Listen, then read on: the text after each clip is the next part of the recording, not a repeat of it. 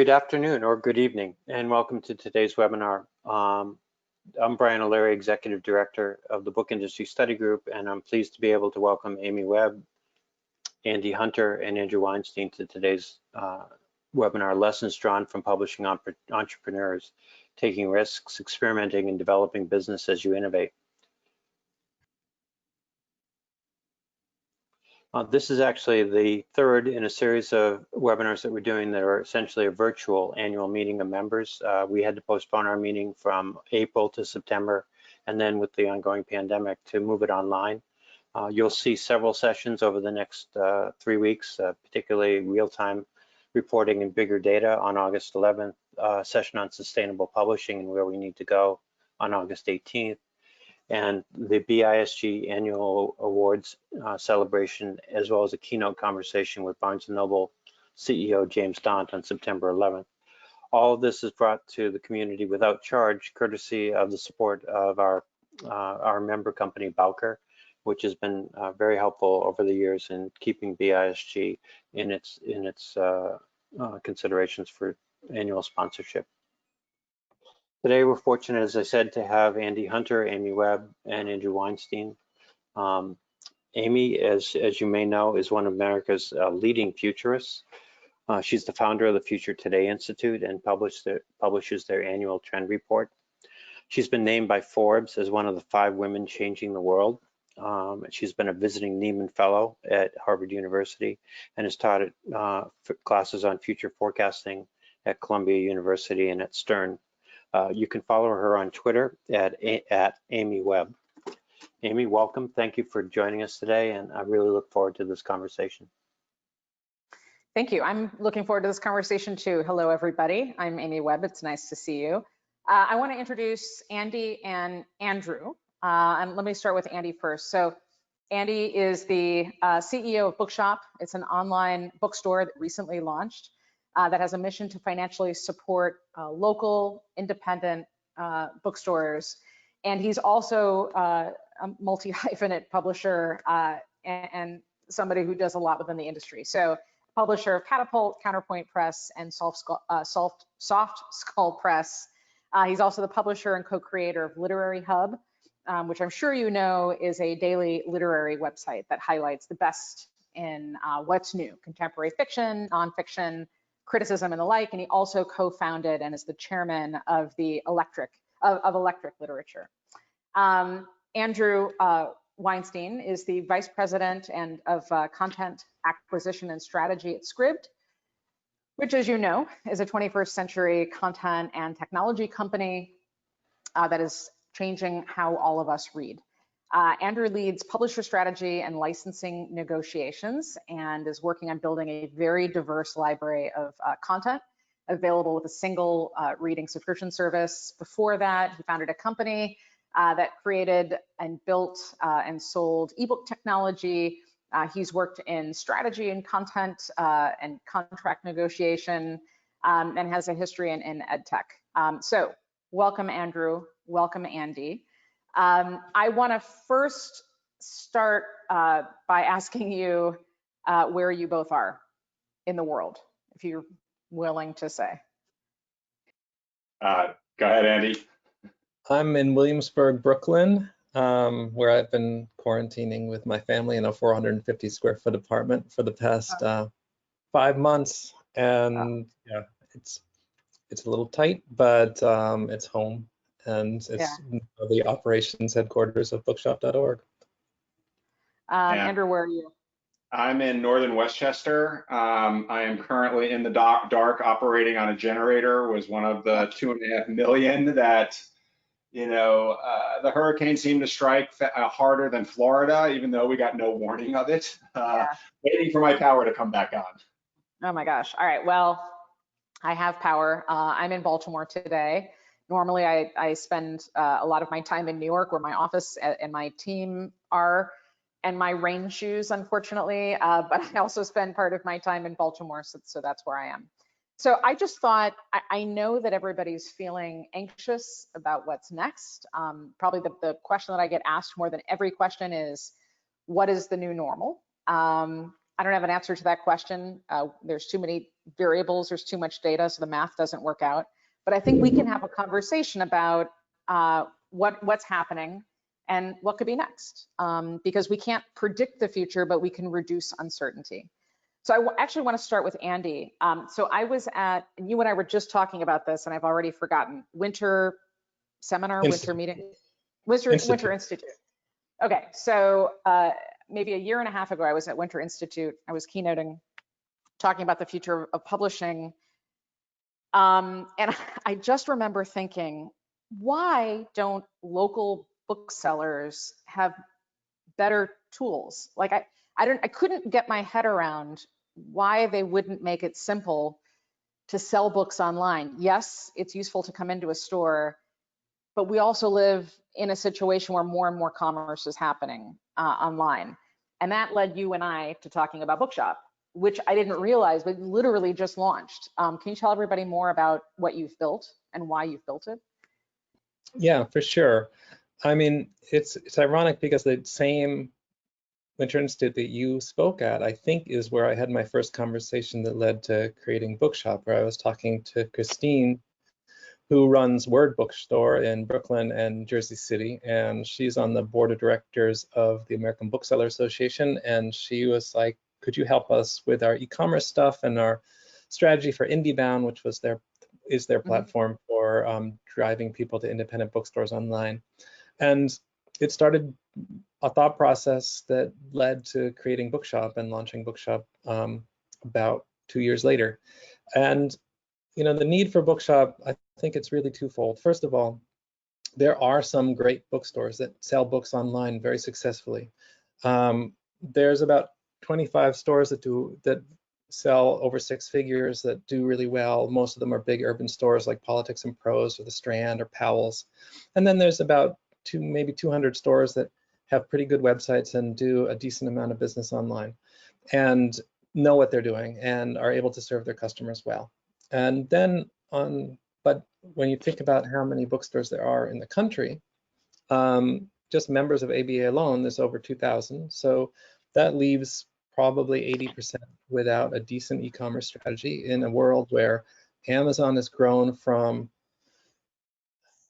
maybe 12% of the consumer book market a decade ago to over 50%.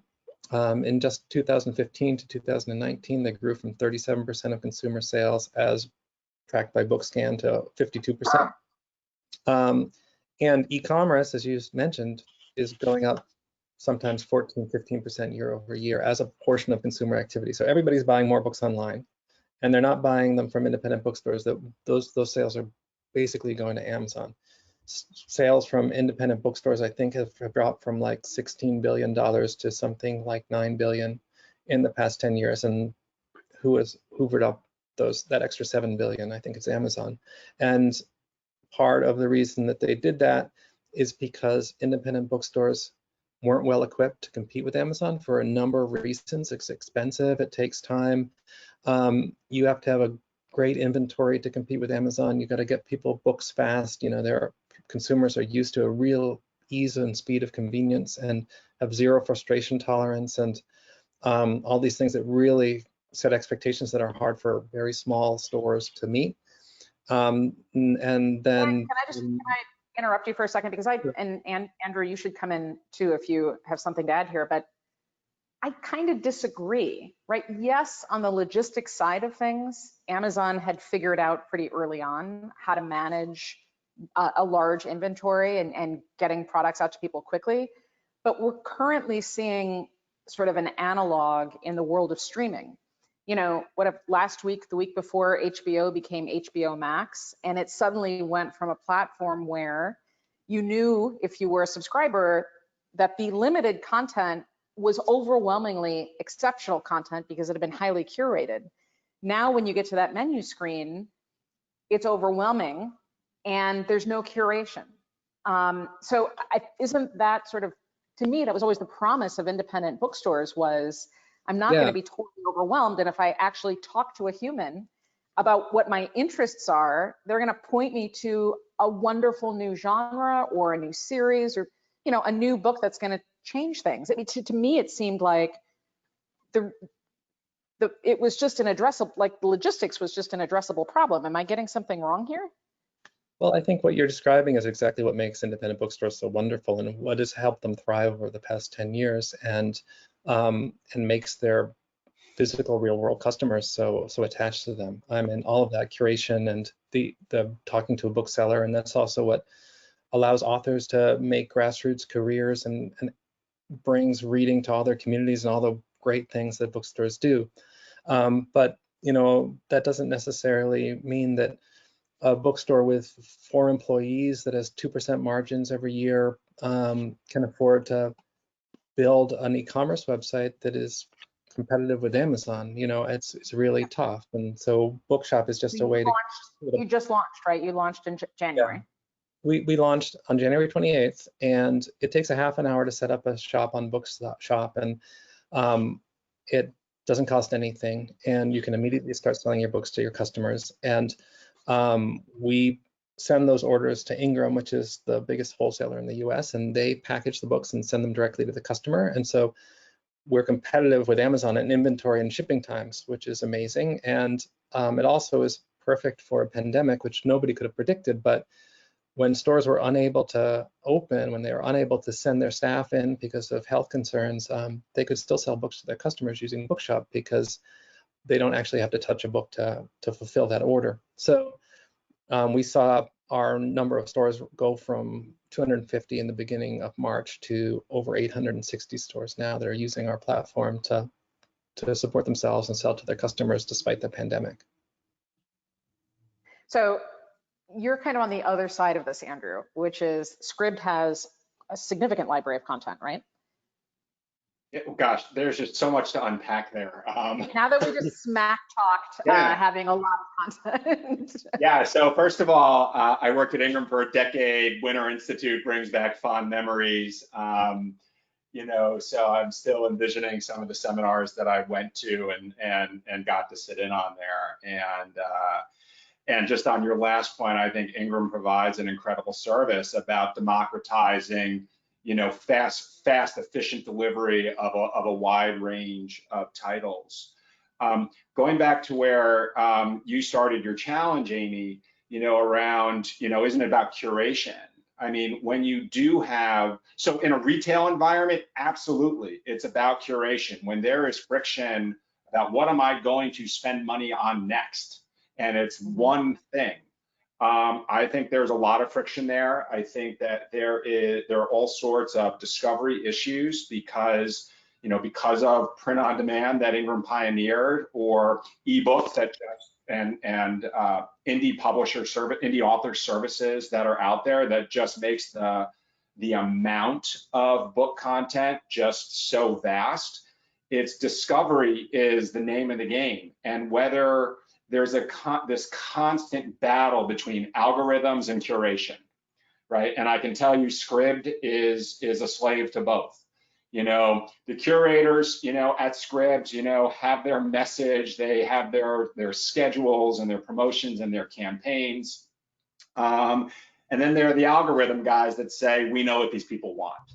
Can we drill down? Can you give us any insight? Because there's a certain amount of algorithmic determinism when you've got a limited taxonomy, like a limited category. You're kind of like, you know, how do we make sure?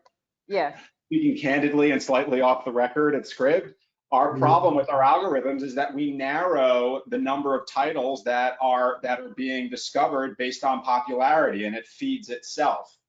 Yeah, and that's not just you. I mean, that's kind of how that's done, right? It becomes But where it's incredibly important that Scribd solve that is in a retail or an e-commerce environment where you're picking one book at a time and popular matters, and there is a cost to getting a bad book that you don't like. In a subscription service like Scribd's, you're one click away from starting your next book. And what publishers like about Scribd is the breadth of reading activity, of the breadth of their title base that gets read on Scribd, because you don't have that e-commerce friction. There is no additional cost, you know, to abandon a book, you know, when you're only, you know, 30 pages in, just decide you don't like it and move on to the next book. It's just included in your subscription fee. So are you seeing, I'm sort of curious because I know that there's a lot of people posting photos of Instagram or posting photos of books on Instagram. There's a lot of talking about books. I'm curious to know, do the numbers reflect what I'm seeing posted on social networks? Or are you at Scribd, like, do you guys have data showing that people during the virus, that reading is up? Well, so, I mean, reading went through the roof during the pandemic, and part of that is due to a decision that Scribd made. So while Scribd has had back in March when the shutdown was starting, Scribd wanted to give something back to the community, recognize all of the extra time people were going to have on their hands. And while Scribd has always had a 30-day free trial, we always required a credit card. So mid-March, we actually removed the credit card requirement and actually let anybody who came to Scribd essentially sign up without a credit card and read, for 30 days. And How so, we're all best friends now. You can tell us your data. Yeah. What's your conversion rate? I will tell you, and I will tell you that reading activity went through the roof. I mean, through the roof. And what was interesting was that book reading activity went through the roof. Audio was up, but we almost saw as much of a trade-off between that commuter that was a religious user of audiobooks on their commute to work kind of fall off while we were bringing in new users that were taking advantage of the free 30 days to replace them. But what was unmistakable was the huge spike in book reading activity. And it wasn't just across top sellers, it was across we saw the amount of titles that were being read almost double. And so now things are falling back, to more regular levels. But I mean, we have really seen the pandemic as an opportunity for users to reconnect with reading, because we think that is just good for everybody in our industry. So that's pretty interesting. So you're seeing levels sort of come back to where they were, right?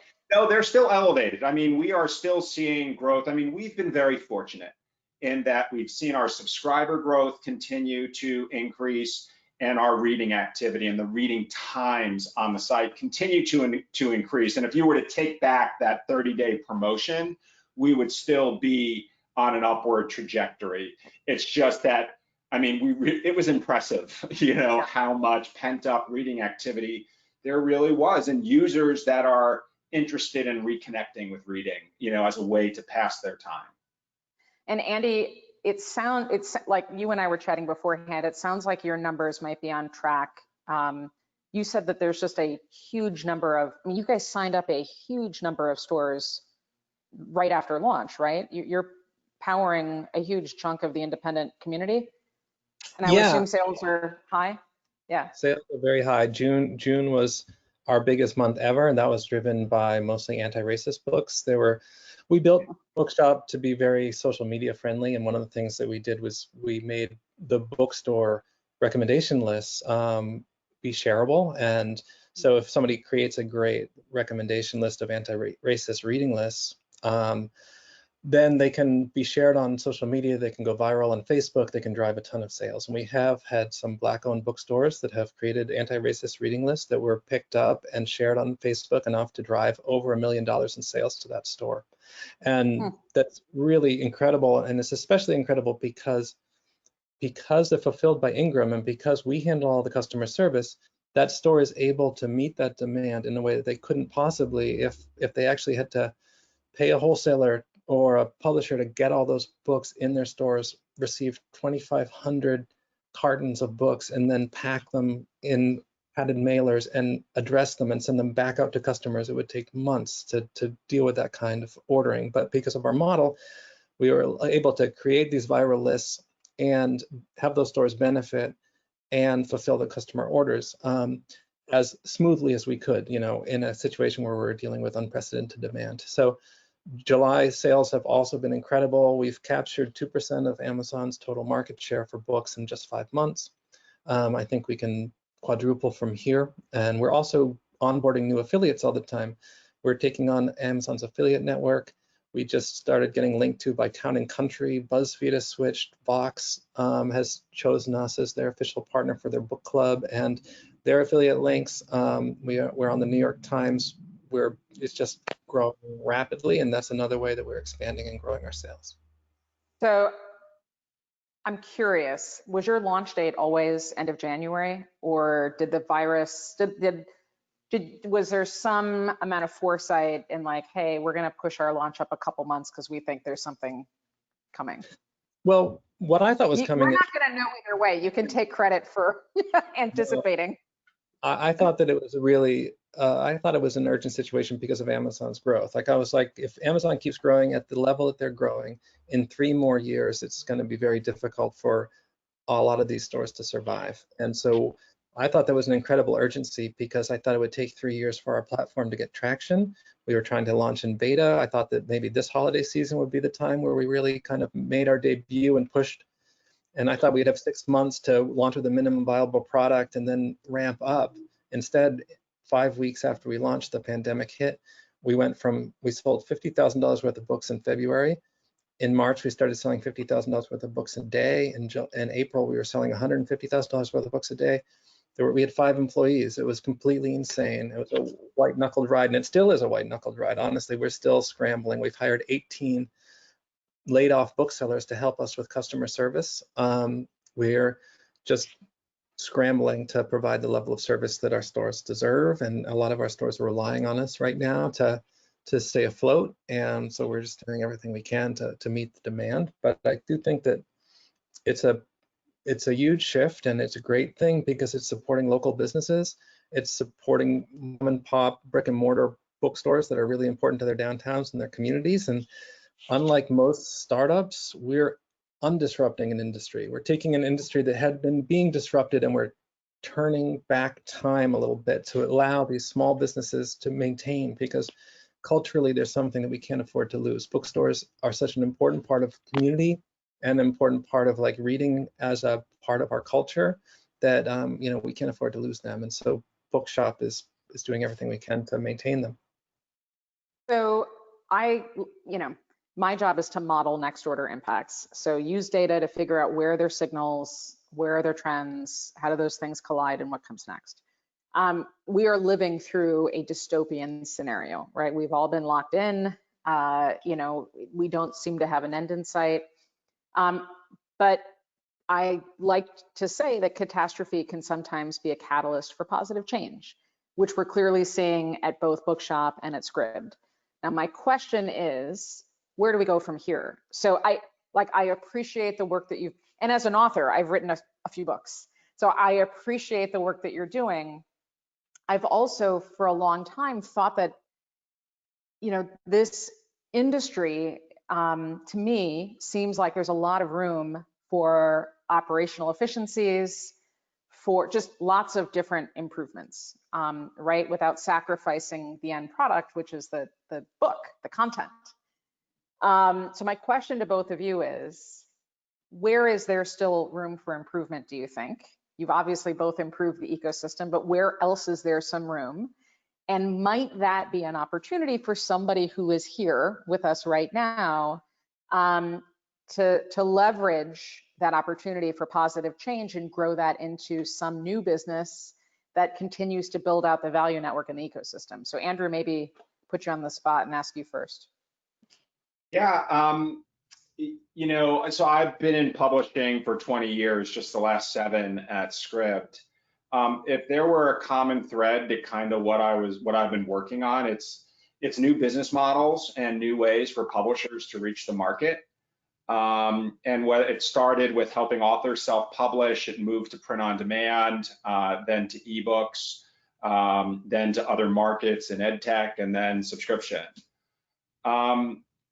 My experience with publishers is they like to take the biggest one-size-fits-all approach that they can apply it to as many titles as possible. Wait, before you go on, I think that too, but why do you think that that's the case? Because I see that same behavior in other industries. So I've been in publishing for 20 years. I've never worked at a publisher. Having spoken to publishers And having launched a very small, modest publishing program inside of Scribd Originals, where we're not really publishing books, we're publishing shorter form, so much goes into the thought of creating the book itself that distribution is kind of an afterthought. Yeah. But creating it, you've created this piece of art, but now you've spent the money, right? It's like, how are you going to make it back? And I will tell you, it still irks me today when I go to a website and a physical book is out of stock. Like, unless it is a high-end, very graphic intensive, needs to be printed out on a very high-end printer, which you can only do 5,000 books at a time, 5,000 copies at a time. I don't know why every book isn't in print on demand. I just had to buy a book, last week. There was not a store that had it. There was not a website that had it. I had to get the ebook, even though I really wanted that book, physically. But even There's similar. something, is it a cultural thing though? I mean, but because from my vantage point, there are no structural barriers to making some of these improvements. Like Andy, I think it's brilliant that you launched Bookshop. I also think it's absolutely insane that it never existed before. That I cannot grok that. So I'm curious, like, what is going on here? Is it cultural? Is it insularity? And is there a way for the people who are here to find opportunities to pierce through that, to build the apparatus for what comes next? Yeah, I think some of it is cultural for a number of reasons. First of all, technology has not been kind to the book industry so far. In a sense it has, because Amazon is now like this huge market, but Amazon killed Borders, it's killing Barnes and Noble, it's making it hard for indies to survive. It's like a lot of making hard it hard for authors to earn their residuals back out. For sure, it's destroying the mid list. It's for the same reason that you guys just touched upon, the algorithms that are just rewarding popularity. It's making it harder for authors to create careers, and there's this false expectation that somebody can like market themselves into being a star based on the 1 out of a million self-publishers that do succeed. But mostly it hasn't been great for authors and for publishers and for bookstore owners. So they're skeptical of anything new that comes in, including Bookshop. It's been an effort to convince everybody that we're on their side, and I think we still haven't convinced everybody. And so that's part of it, is that culture, and part of it is like, if you love books, like, unless you're an avid e-reader, you like tactile physical objects. You like to smell the paper. You like to walk into a bookstore and talk to people and touch things and all of that. And you lose all that in digital. So any kind of like revolutionary reform that feels like it's that would scare a Luddite is going to have a challenge getting traction. And I think that the other things are just the problems of capitalism. There isn't enough concern for the ethical responsibility of publishers, and for things like racial justice that are awakening, like the country's awakening to now, and treating authors well, making sure that authors are well compensated, that they're supported, that small booksellers are supported. Like, I think that what I would love to have the next wave of innovation is just being more socially conscious as an industry, and capitalizing on our strengths, and not trying to, being more cooperative. I don't think that the big five has given so much power to Amazon, and part of it is like, they're like Hansel and Gretel, and the witch is feeding them every day all these sweets, and basically Amazon's giving them such the lion's share of their revenue that they can't possibly anger the witch, but in the end the witch is going to eat them. And so they need to foster innovation. They haven't. When e-reading became really started taking off in the late like 2009, 2008, 2010, publishers were not supporting innovative startups, and like Scribd has survived, which is great, and is now thriving, but there are a lot of publishing related startups that were not supported, were not given the capacity to innovate, and that creates a situation where Amazon was able to just kind of take it on. So I think that publishers need to support innovation a lot more, and they also need to behave ethically and capitalize on the conscious consumer trend that's happening right now to teach people how to behave in a way that's going to actually reinforce the industry and help all the different players. So let's maybe talk through how. So if you're somebody who works at a publisher, or in some part of the industry, is again, how do you sort of keep your eye on what's next, and again find the opportunities to leverage? So is it plausible that somebody could say, hey, I think this part of our system is broken? And that can be something as simple as, I think we can do our distribution faster. I think we could build a tool to do X. Is there room for R&D within the industry? And not driven by Amazon. But is there room within the companies or within industry groups to do some actual R&D, to think through how do we refine business processes? How do we build out different parts of the ecosystem? How do we mesh, whatever new technology that's on the horizon? I mean, Andrew, you have a ton of you have a ton of experience here. So if somebody who's listening is like, hey, I have a list of 10 things that could be fixed, how do they transfer those 10 things that can be fixed into work streams or into entrepreneurial endeavors? Do you have some advice? Yeah. So having worked in the publishing ecosystem for most of my career, and now working at a technology company that operates in the publishing world, experimentation means totally different things. At Scribd, it's like a test. An experiment is test, analyze, adapt. Design, test, right. And they're generally done in 1 to 2 week sprints. Mm-hmm. I would say experimentation within more of the general publishing ecosystem, that sprint is 1 to 2 years. And just the ability to iterate, to generate consensus, there is just not as much of a risk-taking environment. The risk that publishers take is on how much of an advance to pay to which authors, when to compete, and when not to for a particular book. And when it comes to business models, distribution, again, that mentality of a one-size-fits-all really hurts experimentation and building scalable process to do an experiment on just 50 titles, depending on the size publisher, a dozen or 2 dozen or 3 dozen titles. That is really a chip in the game, but isn't like a huge bet.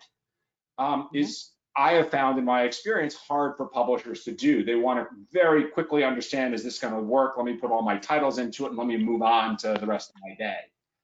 And that has been consistent regardless of whether it's subscription, ebooks, or print on demand, depending on what year we're talking about.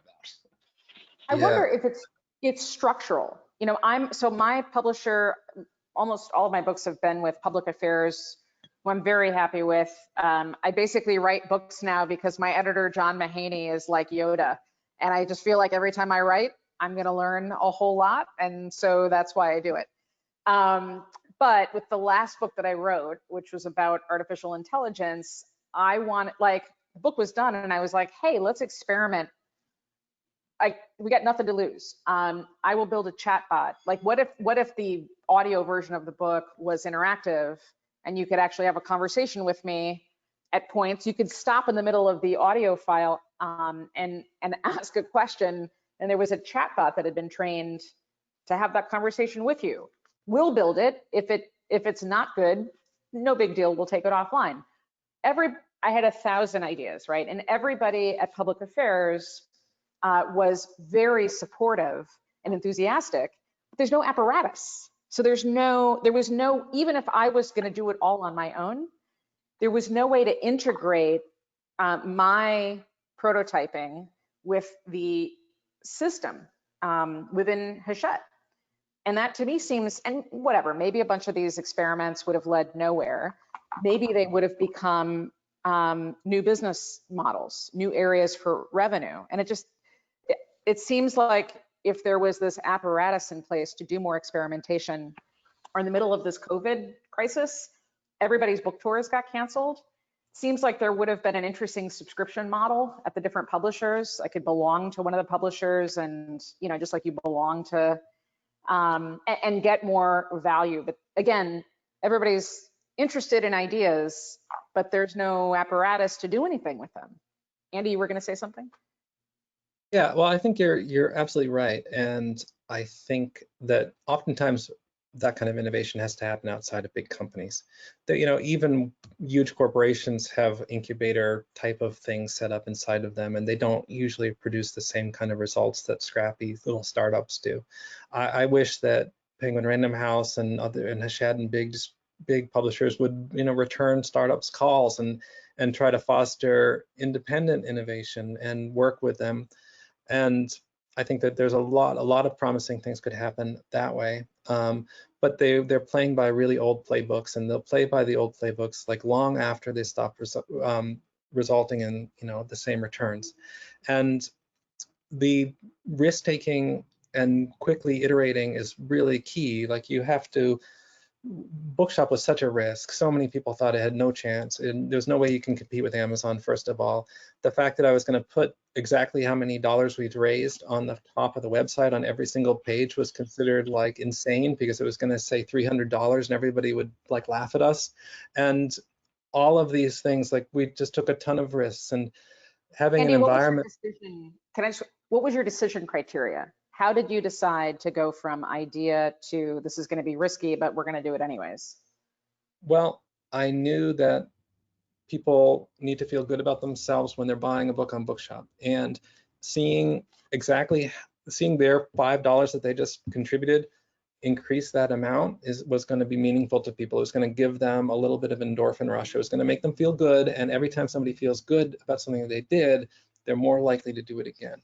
And I also know that like GoFundMe tells you exactly how much money is raised on the top of the bar. So I wanted to have that positive reinforcement, and if we were going to humiliate ourselves because it wasn't going to fail, I would rather own that failure than try to conceal it by hiding that number. And I wanted it to be transparent. I wanted bookstores to be hold us accountable. Like, oh, you've said you raised $575 million.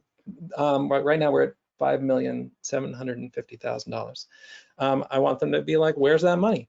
And we can give them that money. Like I don't want anything to be shrouded in secrecy. I want it to be a public project and everybody to feel invested in it, everybody to feel good. So all of that stuff, it was a risk, but there were good reasons for it. And there's a million risks involved in launching Bookshop and in every decision that we made. And they happen to pay off this time. Not every risk that we've taken has paid off, and you have to have an environment where people can take risks all the time and fail and not lose the support of their companies or their colleagues. And publishers, old school publishers, really haven't done a good job of creating those kind of environments, and they need to completely turn that around. They need to offer financial incentives to entrepreneurs, and they need to offer like the rights to works. I mean, it's so hard to, they're so protective, and the rights departments, they're very protective. And they're not going to take a flyer on somebody that just shows up and says like, hey, we want to list all of your ebooks, and we have a new DRM idea, or we want to do it with no DRM or whatever. Like it's very hard to build that kind of trust with big publishers, and they need to turn that around to allow innovation. And I agree they should put more stuff on print on demand. Little things like that, well, it's not too little, are really important. We deal with stock shortages at Bookshop all the time. And it would be wonderful if we were now out of stock, and I agree they should be doing that too. They're looking at unit cost, and they're like putting, and I don't know, and looking at like paper quality maybe, or they have like just a bias against it. There's a lot of old world thinking that needs to change there. Andrew, I wonder. Sorry, what was that? I was going to say, I just wanted to hit on a couple of things there. I think there are risks that we haven't talked about, which is, who the publishers are beholden to. I mean, the IP model is really, they are beholden to the agents and to the authors, and what that book contract says they can do. regardless of when that book contract, was originally authored. They might have signed it last year, but it was actually created a decade ago before a lot of these things really came out. And so where is the flexibility, to experiment when something isn't explicitly stated, is one of the challenges. You're not actually dealing with the rights holder, you're dealing with the person who you have to go through in order to get permission from the rights holder. And so That's right. is right. And that has been one of the major, stumbling blocks, that I've come across in my career. I'll also just say that I was one of the startups, or I was two of the startups, 10 years apart, going to publishers, trying to get things done. The first time, I didn't know what I didn't know about publishing, but I was coming from a media background, so I knew the proper sensitivities. I can't tell you how many entrepreneurs, I won't tell you what coast they come from, but just come to it with a significantly different, borderline offensive mindset about what they might be entitled to.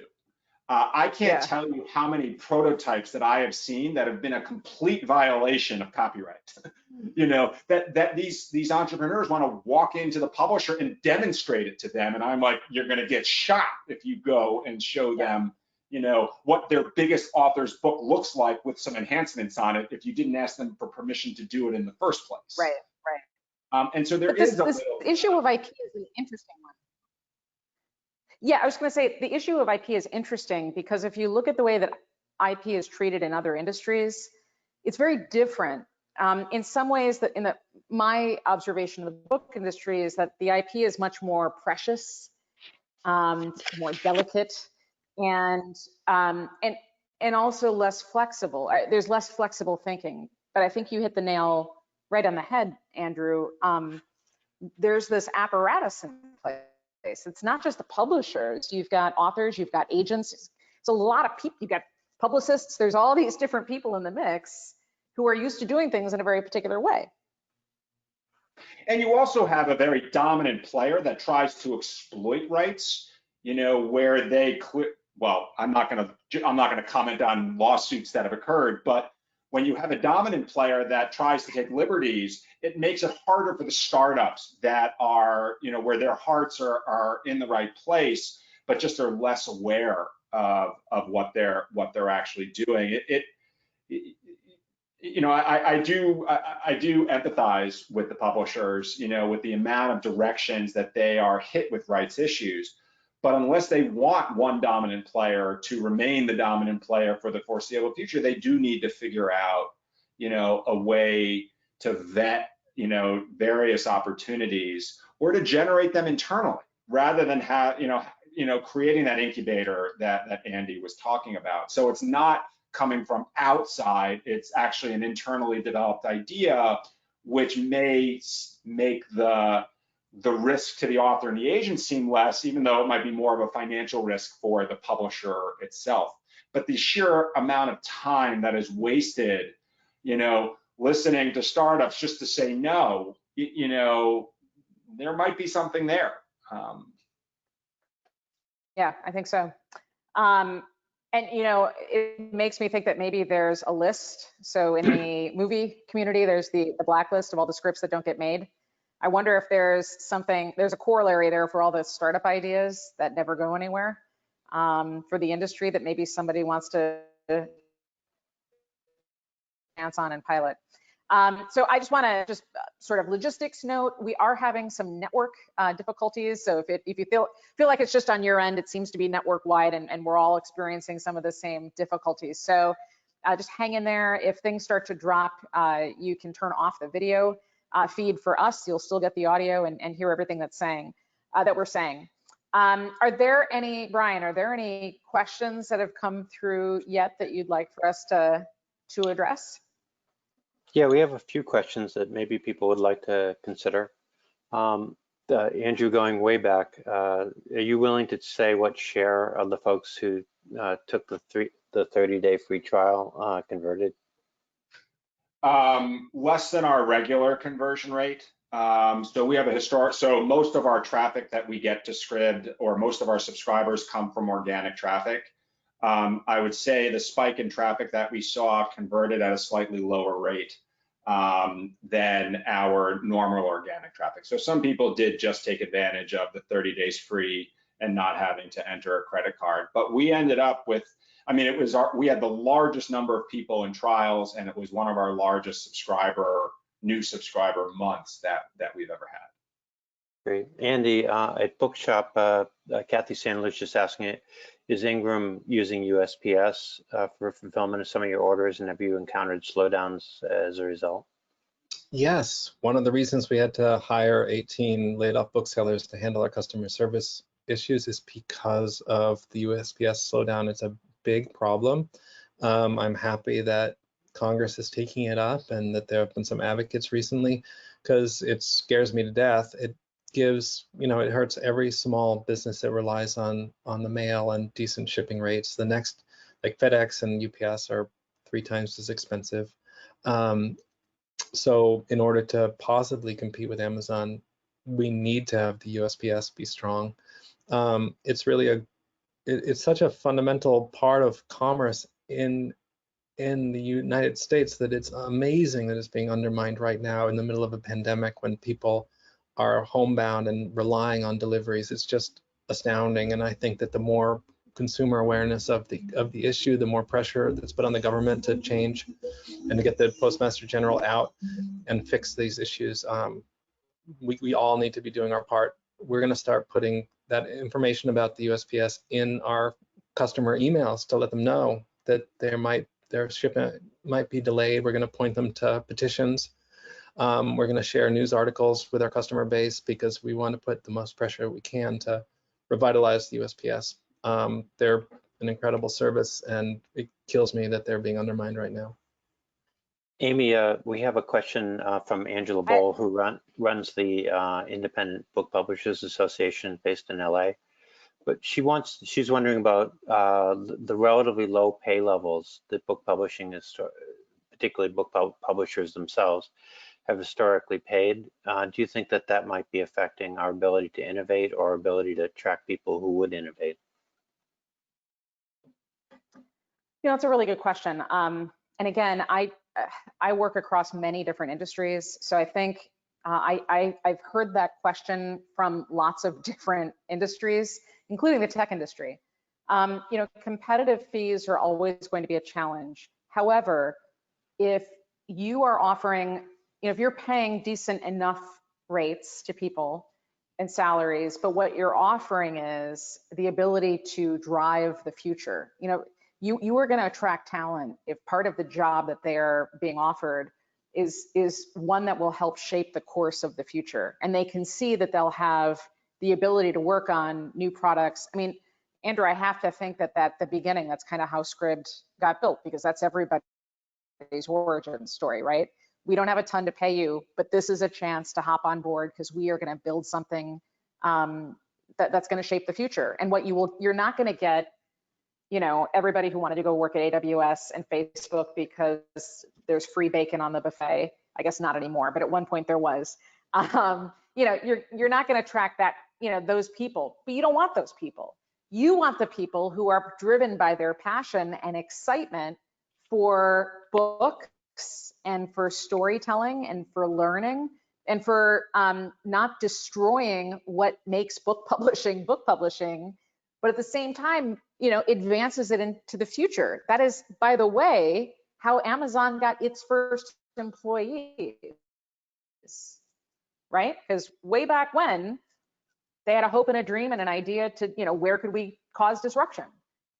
This sort of ties back to something Andy said at the beginning, which I slightly disagree with. I don't think this is a back to the future situation where you're rolling back and moving in the other direction. I see this as an evolution. I see what Andy's working on with Bookshop, what Andrew's been working on at Scribd. This is sort of a progression where the next winners in the ecosystem could very well be, all of these players who have been a part of it for a really long time.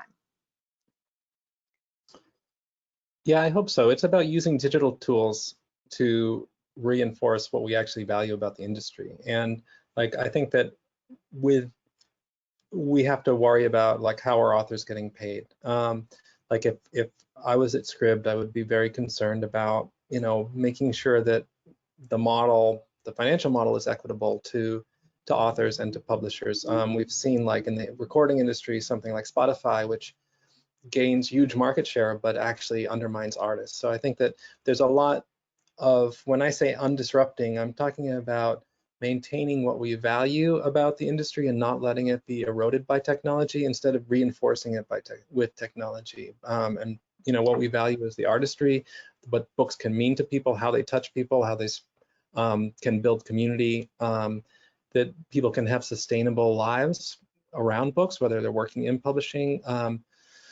I agree that the pay gap for publishing, people in technology and publishing, is a problem and is one of the reasons why there's less innovation in publishing, for sure. And so all of that is, when I say undisrupting, I'm talking about not undermining those values, reinforcing those values instead.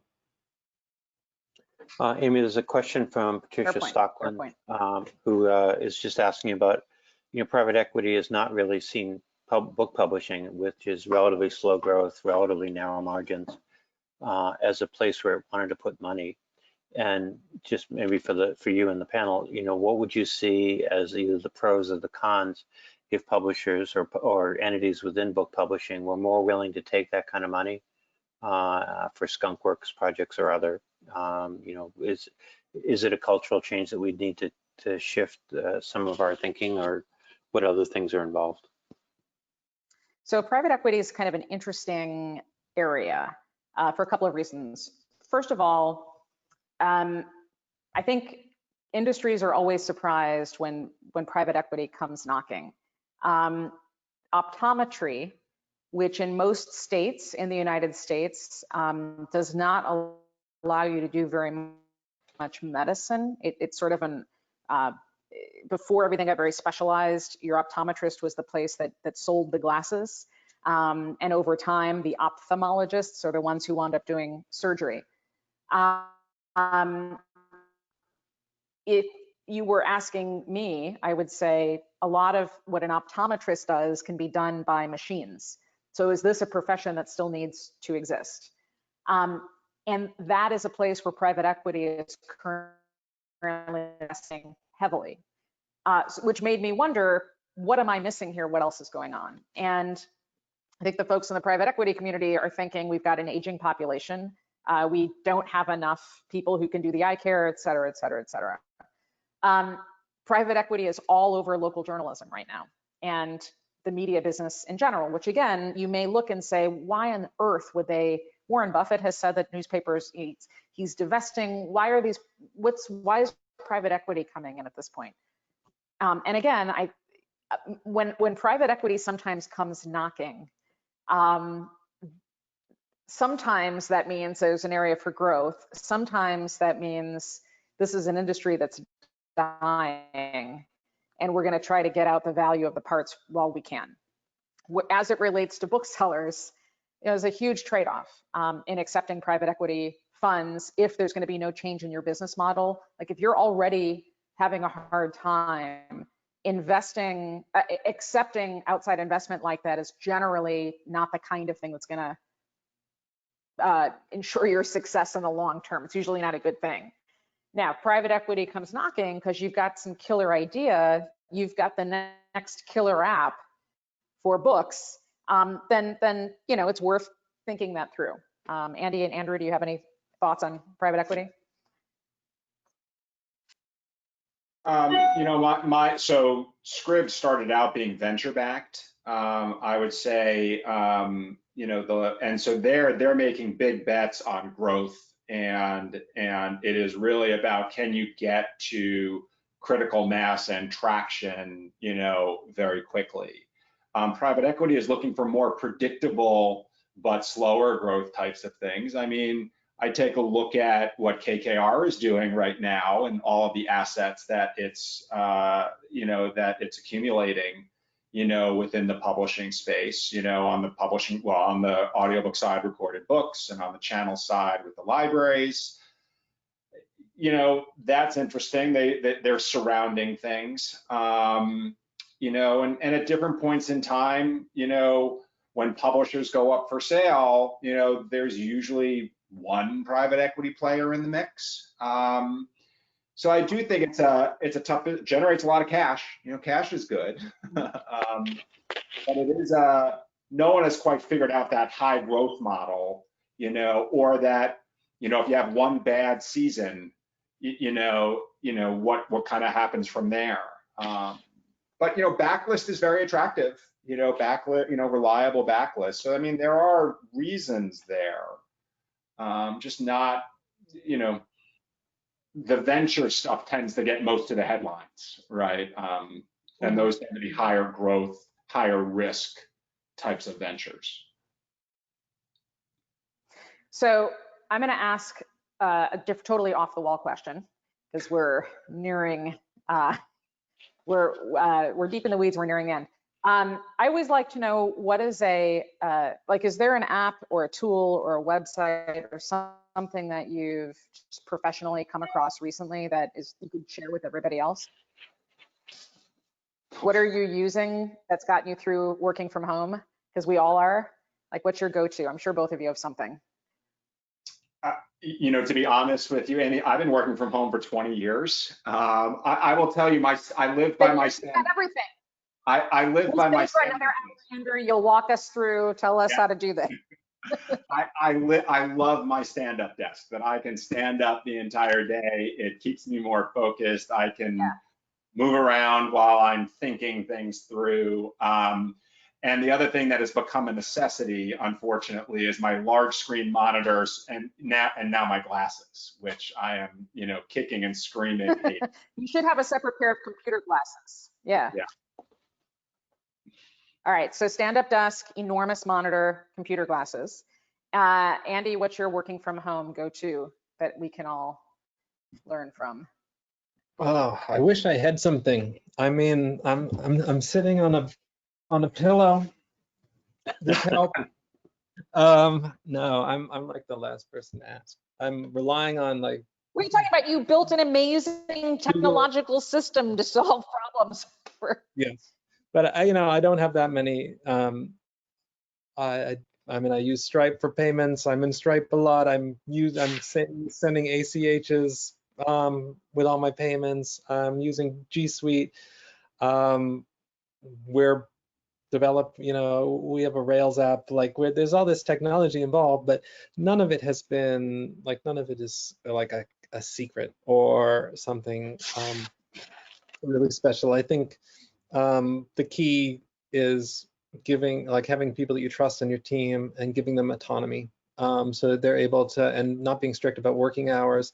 There are a lot of working parents right now that are really suffering and having to deal with all kinds of stuff. You got to be really flexible about how people are working and when they're getting their work done. Don't care about that anymore, as long as they're getting their work done.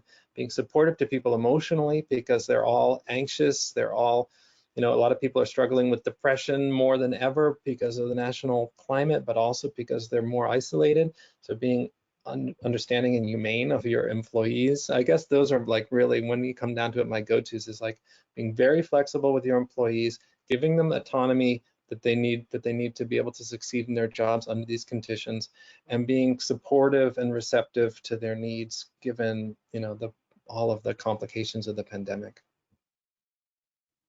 I think flexibility is a good note to end on, because I'm a quantitative futurist, so I'll be the first person to tell you that I cannot predict the future.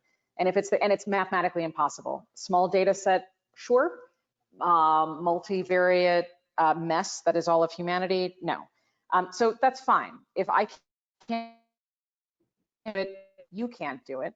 And if it's the case that we cannot predict the future, then the control that we're seeking, because we're emotionally addicted at this point to knowing what's next, is impossible.